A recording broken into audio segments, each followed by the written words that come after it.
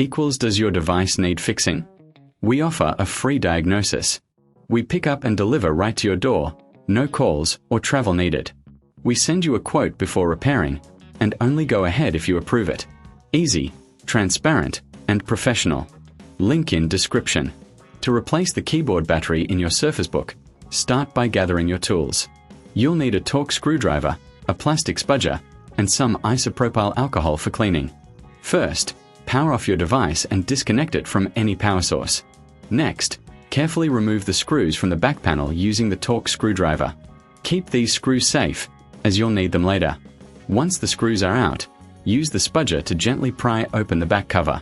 Be cautious to avoid damaging any internal components. Now, take a moment to clean the internal area with isopropyl alcohol. This helps maintain the device's performance.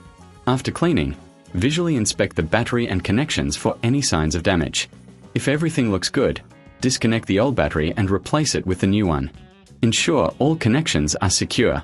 Reattach the back cover and screw it back in place. Power on your Surface Book to check if the new battery is functioning properly. For a professional diagnosis without obligation, consider our pickup and delivery at your home service.